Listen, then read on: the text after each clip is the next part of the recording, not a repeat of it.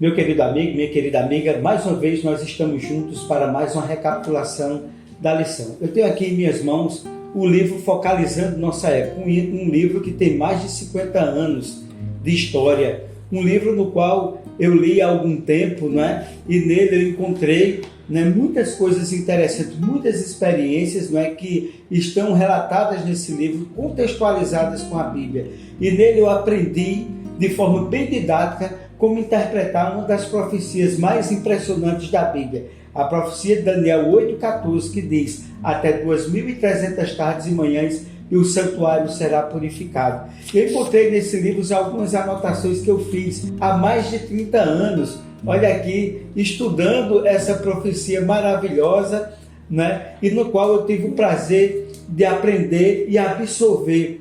Mas não é apenas os números que são importantes, mas o conteúdo, o que representa cada ano, o que representa o ano 457, o ano 408, o ano 27, o ano 31, o ano 34 e o ano de 1844 para a história da igreja, para a minha salvação, para a sua salvação. Convido você para que hoje nós possamos estudar com o nosso querido irmão Josias essa profecia tão maravilhosa.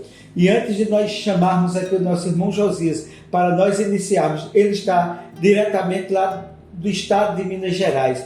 Gostaria de chamar a atenção a você para uma história impressionante. Essa história aconteceu em um parque nos Estados Unidos que pegou fogo.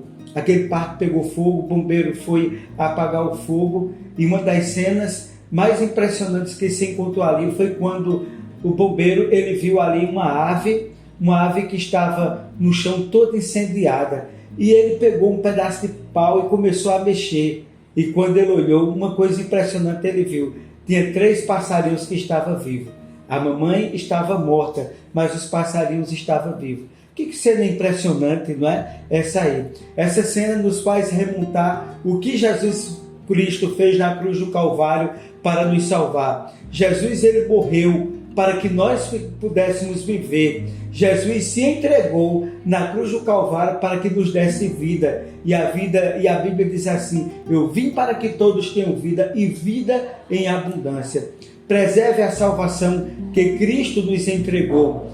Faça com que ela seja importante. Não deixe que nada e nenhuma criatura te afaste do poder de Deus. Está na hora do juízo. Está bem pertinho do dia da nossa salvação. Está bem pertinho do dia que Jesus Cristo vai voltar. E de 1844 para cá, o relógio divino diz que Jesus está perto de voltar. Estamos vivendo as cenas finais da história desse mundo. E chamo você para que nós possamos estudar e recapitular essa lição maravilhosa. Vem comigo agora nesse momento e estudemos esse tema maravilhoso.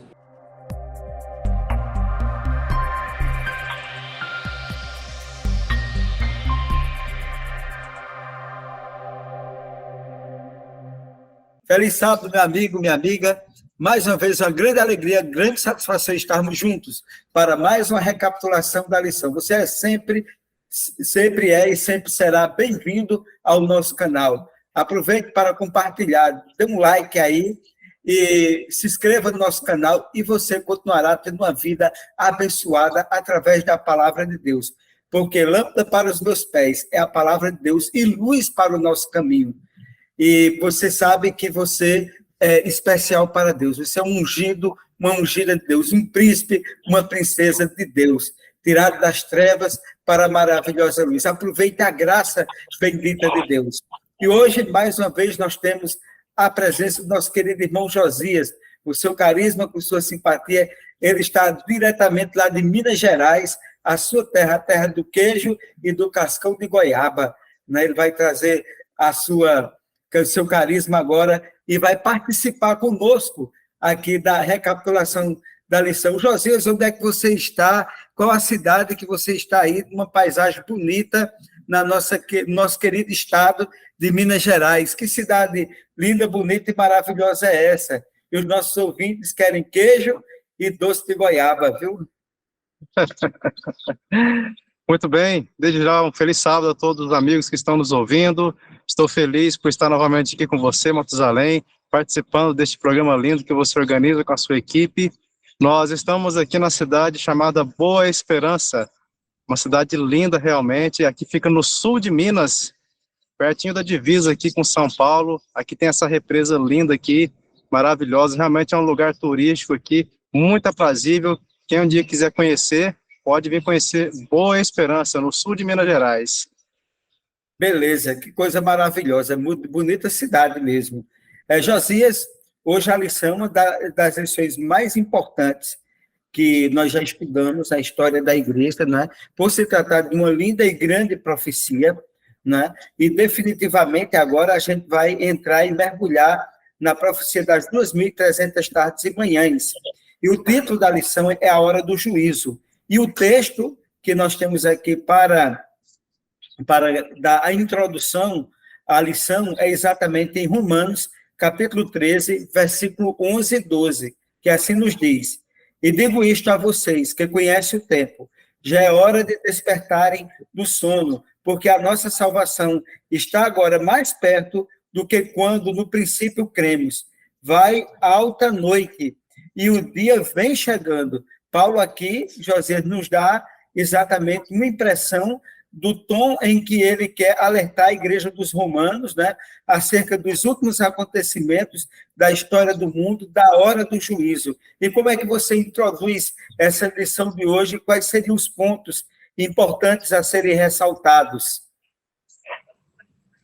Matusalém, este verso do apóstolo Paulo, ele me faz lembrar das virgens, das 10 virgens, né? As 5 nécias e as 5 prudentes. Quando ele usa esse tom despertai, ele está querendo chamar não somente a igreja daquele tempo, da qual ele está se referindo à igreja de Roma, né, a igreja dos romanos, ele está se referindo a nós, que somos a igreja, o povo de Deus. Devemos nos despertar, devemos ser despertados pelo poder do Espírito Santo e devemos permitir que ele nos desperte. Nós devemos hoje ser um grito para a nossa sociedade: o noivo está vindo, o noivo está chegando. Porque o juízo, na verdade, nós vamos entender durante essa semana que ele já está acontecendo nos céus. A partir do ano de 1844, o juízo, ele já está acontecendo. E quando Jesus voltar, ele já vai dar a primeira parte do juízo. Porque o juízo, como nós sabemos, de acordo com as Escrituras, ele se divide em 3 partes. A parte onde Cristo julga, a parte onde ele permite que os seus servos comprovem o seu julgamento, e depois a execução, depois dos 1000 anos, no juízo final. Então, basicamente, nós vamos caminhar nessa trilha hoje aqui com nossos irmãos. Ok, José, muito bem. O primeiro tópico da lição fala sobre a purificação do santuário e nos traz um dos textos mais importantes para o movimento adventista, que é exatamente Daniel 8,14, que diz: até 2.300 tardes e manhãs e o santuário será purificado.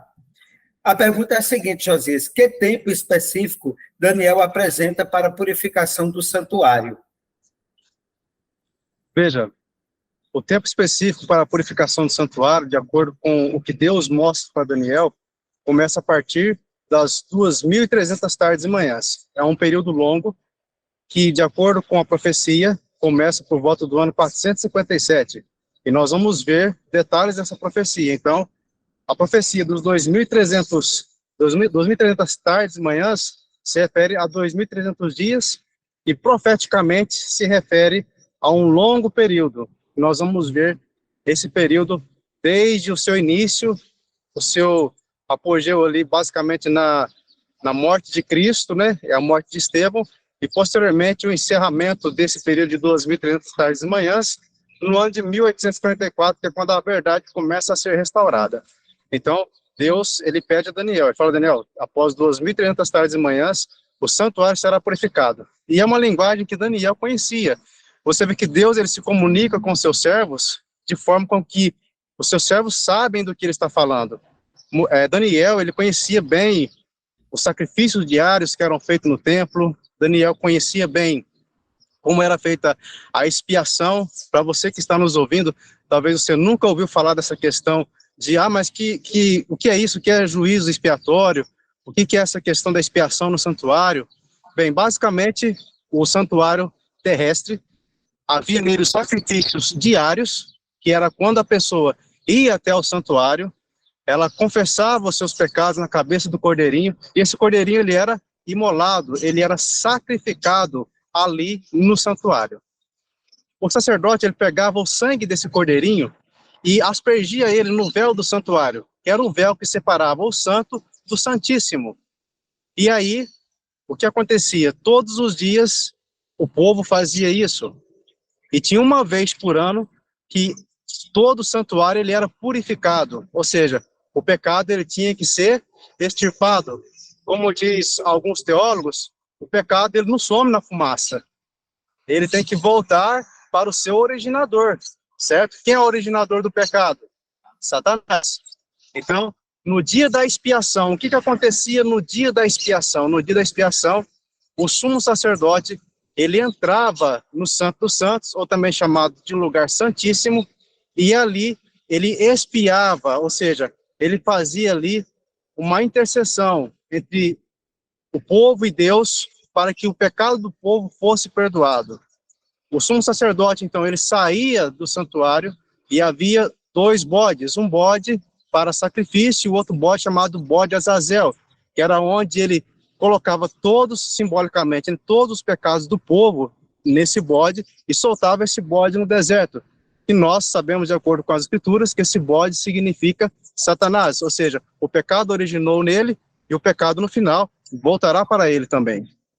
Então, quando a gente fala de expiação, isso que acontecia aqui na terra, isso vai acontecer também no céu. Já aconteceu uma parte desse processo, que foi Jesus Cristo vir, seu cordeiro, que foi sacrificado por nós. Em 1844, ele está agora no céu, julgando todas as pessoas, e no final do milênio, ele vai dar a Satanás aquilo que ele merece, que é a punição dos seus pecados. Ok, José, belíssima explanação, né, e um resgate aí histórico, contextualizado por Daniel 8,14, mas, José, qual foi a reação de Daniel com a visão dos 2.300 anos? Como foi que Daniel reagiu, né, que há uma lacuna aqui, né, do capítulo 8 até o capítulo 9, né, aí depois Daniel ele faz uma oração. Por que é que ele faz essa oração e qual é a reação dele, Daniel, em relação a essa visão? Daniel, eu acho muito interessante a reação dele quando ele recebe essa visão, porque o texto nos diz que ele fica enfraquecido. Daniel, ele recebe a visão, ele fica enfraquecido e ele tenta entender aquela visão que Deus está dando para ele, mas mesmo ele, com toda a sabedoria que ele tinha, nos capítulos anteriores, nós vemos Daniel interpretando os sonhos dificílimos, né, de Nabucodonosor, e agora quem estava precisando de uma interpretação, de alguém que desse a ele a elucidação daquilo que ele estava vendo, era o próprio Daniel. E Daniel, vendo que ele sozinho não conseguiria entender aquela visão, ele faz uma oração. Daniel, ele faz a sua prece, clama a Deus, depois de estar um pouco mais recuperado, ele clama a Deus, e imediatamente Deus manda do céu o anjo Gabriel. Então, o anjo Gabriel vem explicar a visão para Daniel, de acordo com o pedido que Daniel fez para que Deus ajudasse ele a entender aquela visão. Tá massa, muito bem. Josias, os 2.300 dias e o tempo do fim, né? Segundo o anjo, a que período de tempo se aplica a visão Daniel 8, né? E os 2.300 dias. E por que é importante entender Daniel 8, né? Daniel 8, versículos 17, 19 e 26, né? Nesse contexto aqui, desse tempo que é apresentado em Daniel, né? Para o entendimento das 2.300 dias. Veja, por que é tão importante para nós entendermos isso?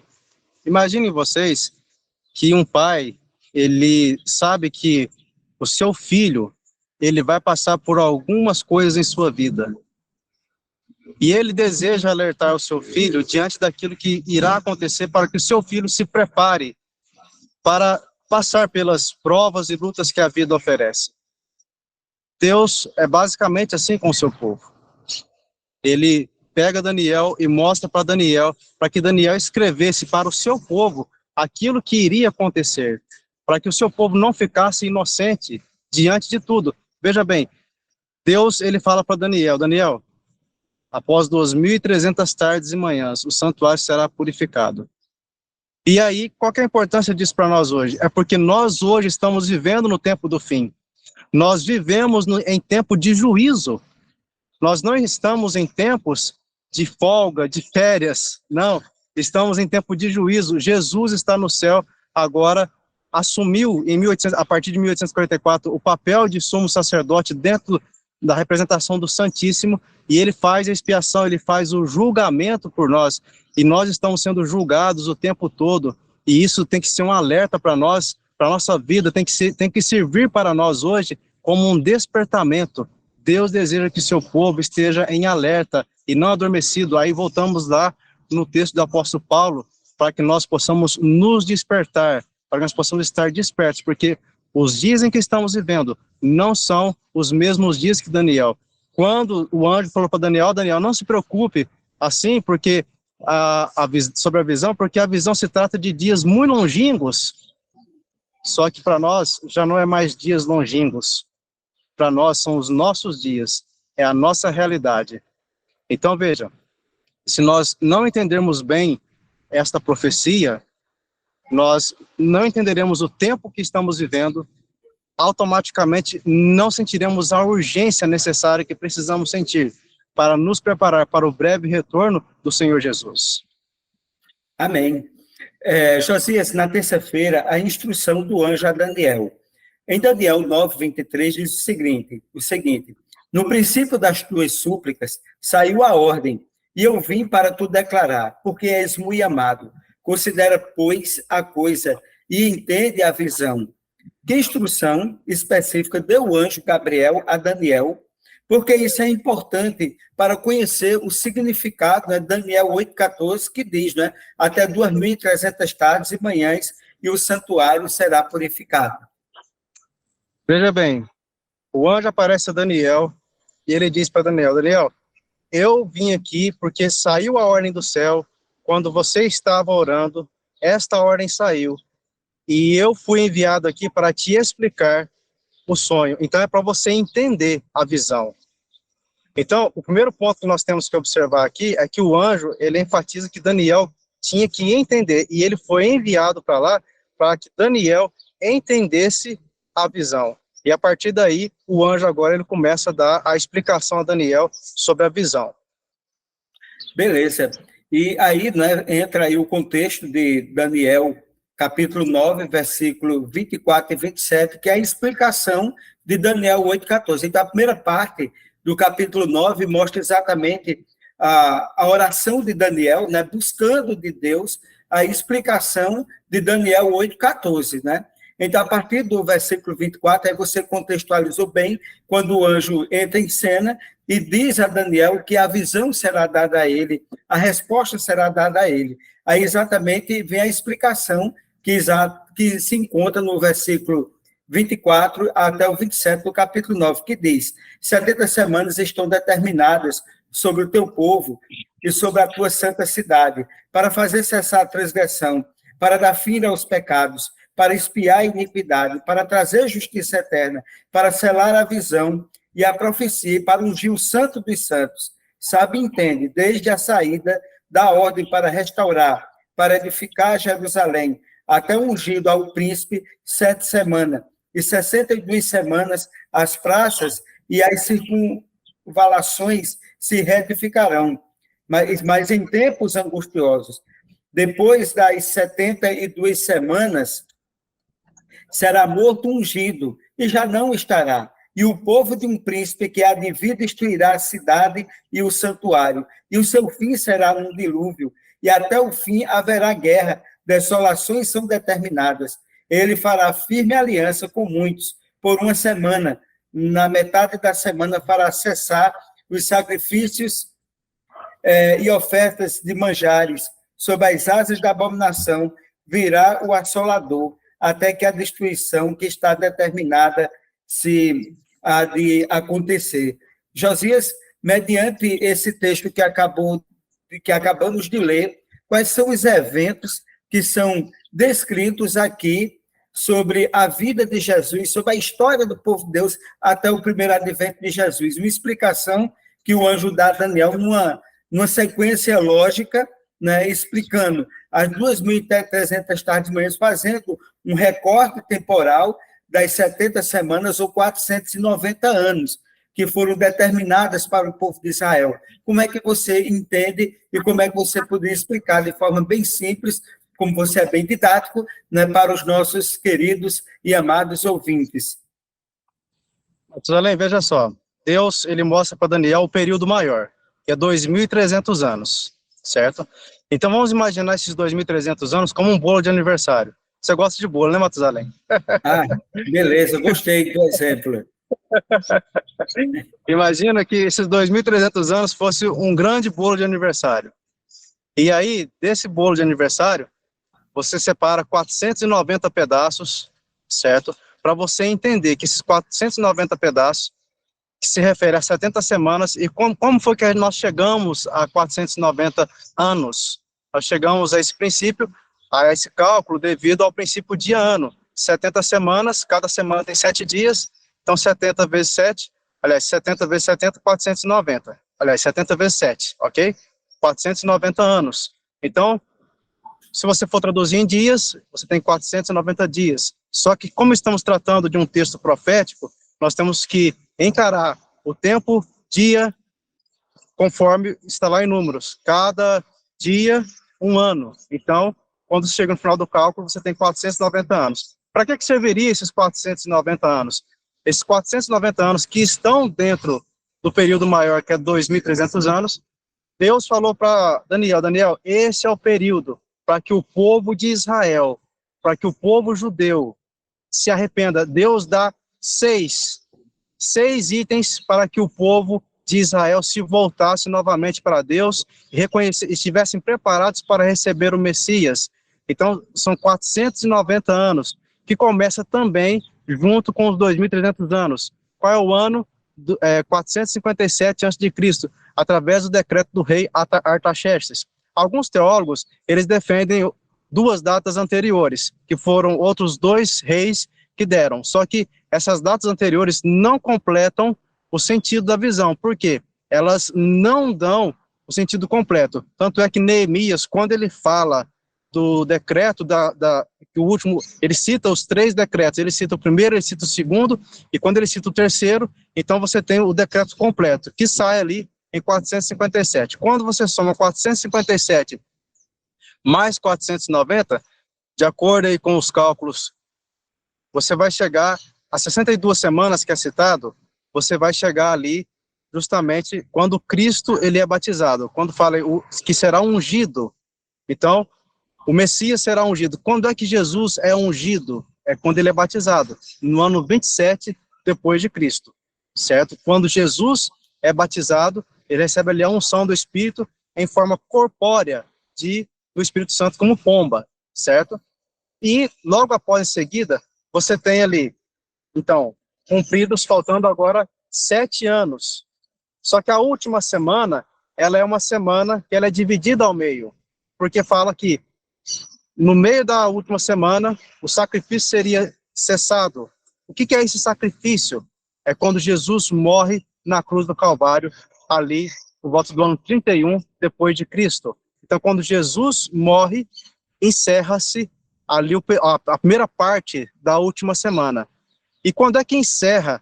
Para os judeus, eles como povo escolhido de Deus, encerra na morte de Estevão, no ano 34 depois de Cristo. Então, quando Estevão morre, encerra-se para os judeus essa jornada de 490 anos. Agora eu queria fazer aqui um acréscimo para os nossos ouvintes. Veja bem, o objetivo de Deus, ao escolher a nação judaica, não foi que eles fossem os únicos salvos, que eles fossem os únicos escolhidos para serem assim a nação santa, no sentido de que eles vão ser impecáveis, eles vão ser, eles vão ser salvos porque serão impecáveis. Não era nada disso. O propósito de Deus era fazer com que a nação de Israel, a nação de Judá, os judeus, se tornassem pregadores do evangelho a toda a raça, tribo, língua e nação. Esse era o objetivo de Deus. E a profecia, ela se cumpre de forma tão cabal que justamente na morte de Estevão, quem é que estava lá na morte de Estevão? A Bíblia diz que um jovem chamado Saulo.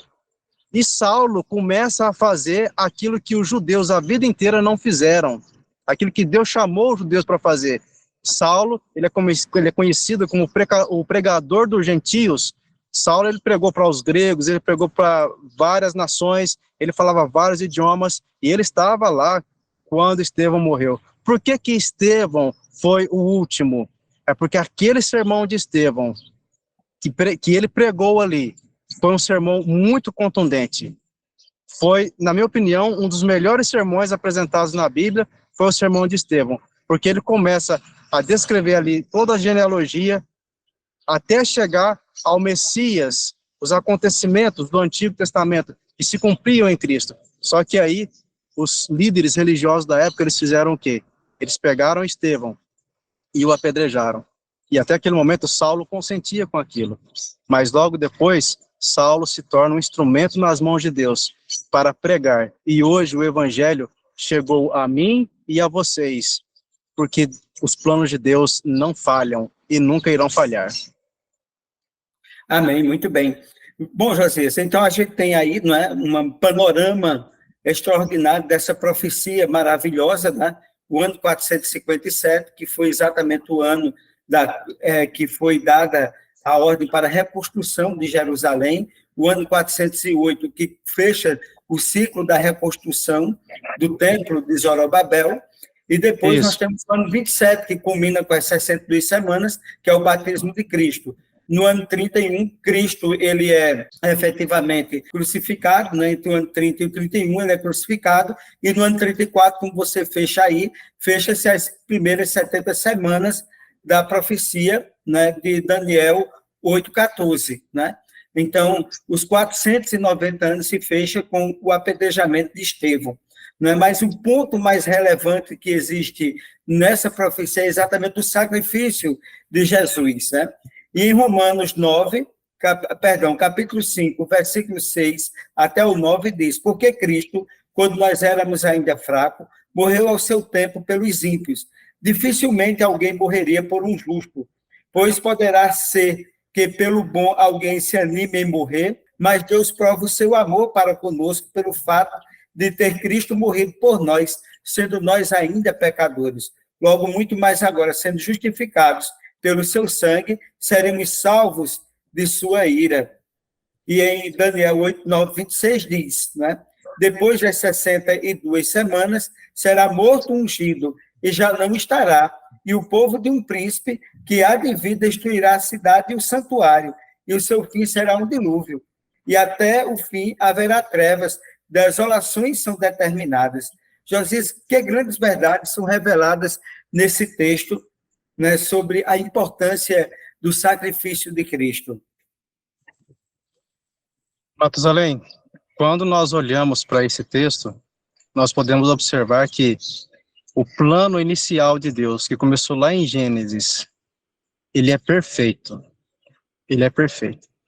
Lá em Gênesis, a primeira profecia foi dada, que o descendente da mulher esmagaria a cabeça da serpente. E quando Jesus Cristo ele morre na cruz do Calvário, ele esmaga a cabeça da serpente, ele esmaga a cabeça de Satanás. Ele prova para o universo inteiro que todas as escrituras que estavam falando a respeito dele no Antigo Testamento estão se cumprindo. Jesus ele tem um recado muito claro para nós, agora no juízo final. Ele diz: vinde a mim, todos que estáis cansados e sobrecarregados, e eu vos aliviarei. Espera aí, sobrecarregado de quê? Por que eu preciso ir a Cristo? Primeiro ponto, nós estamos sobrecarregados pelo pecado.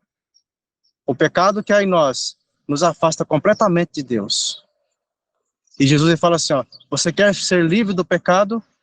Primeiro você precisa reconhecer que você é um pecador. Então, é necessário que nós que estamos estudando a lição essa semana, vendo essa questão do juízo, vendo a iminência, o quanto é importante o sacrifício de Jesus por nós na cruz do Calvário, só fará total sentido se primeiro nós reconhecermos a pecaminosidade que há em nós, a maldade que existe dentro de nós. Se nós não reconhecermos isso, para que sacrifício de Jesus? Eu nem me sinto pecador.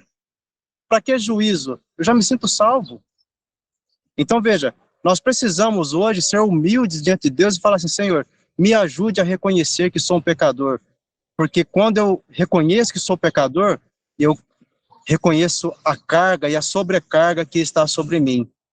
E aí, quando eu sinto essa sobrecarga, eu vou até Jesus e falo para ele, Jesus, está pesado. Aí Jesus vira para mim e para você e diz assim, meu filho, está pesado? Eu morri por você. O meu sangue foi dado por você.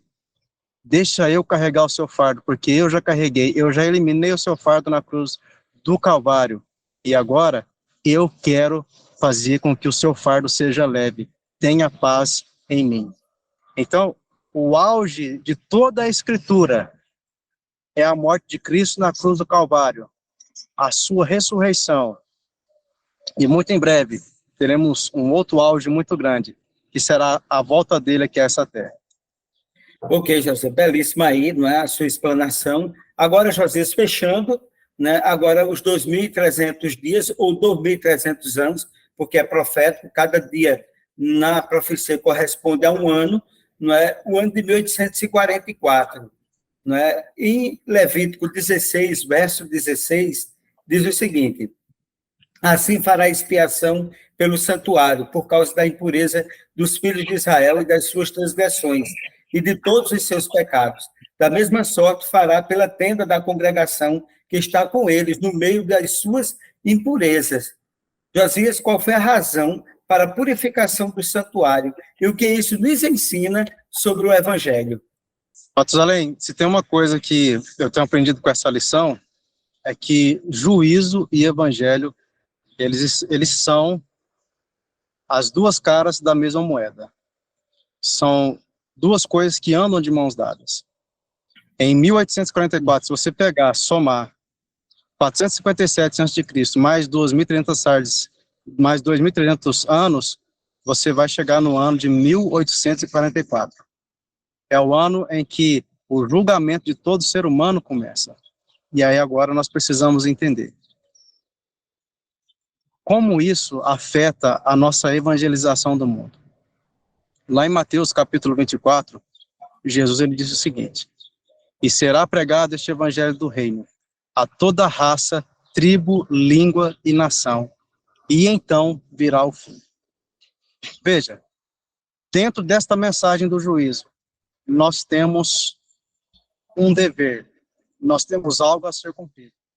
Jesus, aliás, Deus, ele foi e é, e sempre será o maior evangelista do mundo, porque ele alcança pessoas em lugares inalcançáveis. Ele faz com que corações se rendam quando já para nós já não há esperança. Então a morte de Cristo foi para alcançar a todos. Em 1844, quando se cumpre ali a parte da finalização das 2.300 tardes e manhãs, nós entendemos, dentro da profecia, que começa ali a expiação. Lembra que eu falei no início que o sumo sacerdote ele entrava uma vez ao ano dentro do Santíssimo para fazer expiação pelo povo, para fazer julgamento para o povo? Em 1844, Jesus ele sai do lugar santo e entra, e como sumo sacerdote ele tem autoridade para entrar no lugar santíssimo, para fazer expiação pelos nossos pecados. Esta semana eu ouvi um pastor dizendo algo interessante. Ele disse assim: Jesus ele é o alfa e o ômega. Dentre tantas coisas que nós já ouvimos e podemos estudar sobre Jesus ser o alfa e o ômega, nós podemos entender um ponto um pouco diferente. Será que eu quero conhecer a Jesus no princípio, ou eu decido me encontrar com ele apenas no final, lá no ômega? Porque existe diferença entre você se encontrar com Jesus hoje e se encontrar com Jesus lá no final. Se você se encontra com Jesus hoje, ele te oferece o perdão. Se você decide encontrar com Jesus hoje, ele te oferece a salvação. Mas se você decidir encontrar com Jesus somente lá no ômega, no final, você só terá juízo. Não haverá mais perdão, não haverá mais chance de arrependimento. Então nós precisamos hoje entender esta mensagem como um toque do Senhor para nós. Veja, e Deus, ele foi tão precavido que há mais de 2.300 anos atrás, há mais de talvez 3.000 anos atrás, esta mensagem foi dada através do profeta Daniel para que fosse passada de geração em geração. E hoje, talvez por fazer tanto tempo que essa profecia foi dada, nós não valorizamos como nós deveríamos valorizar. Mas sabe, que hoje eu e vocês possamos decidir fazer de Jesus o alfa de nossa vida hoje.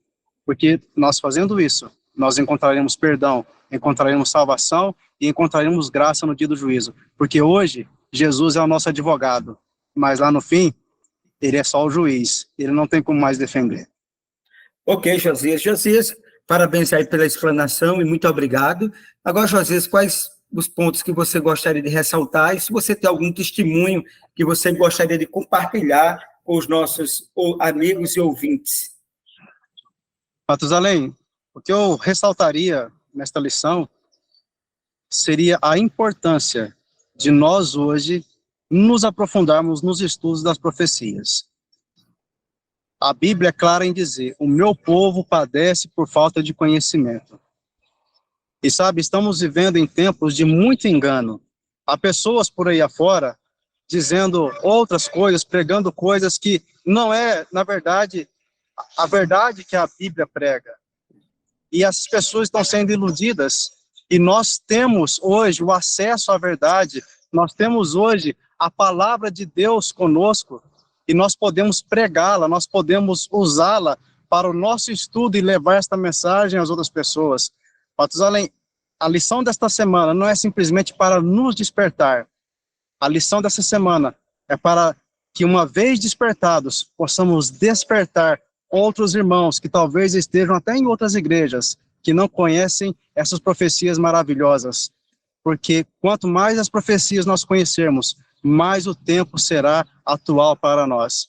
Quando Jesus voltar nas nuvens do céu, será uma surpresa para nós, porque nós não sabemos o dia e a hora, mas nós não ficaremos assustados, porque nós esperamos a Jesus Cristo. Outro ponto também é com relação a nós não termos medo do juízo. O juízo para nós que servimos a Deus, ele é uma glória. Sabe por quê? Porque Jesus é o nosso advogado. Jesus, ele está à destra do Pai, advogando por mim e por você.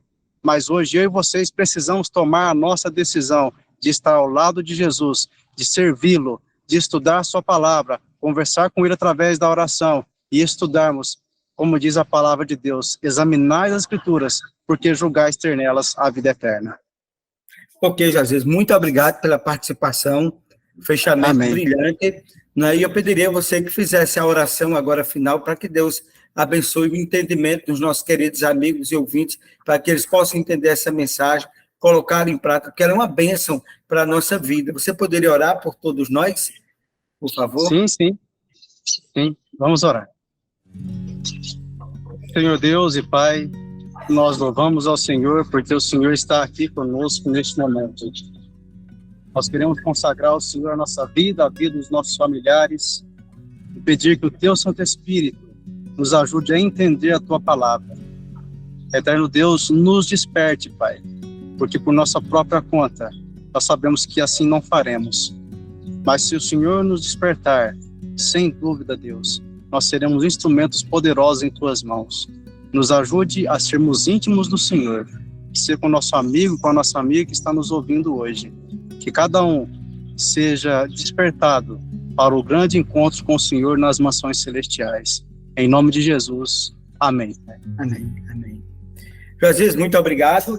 E a você, meu querido amigo, minha querida amiga que está em casa, muito obrigado por participar. Compartilhe o nosso canal, dê um like, se inscreva no nosso canal e que Deus continue nos abençoando sempre. E até o próximo sábado, se Deus assim o permitir. Fiquem com Deus e nós ficaremos com Ele.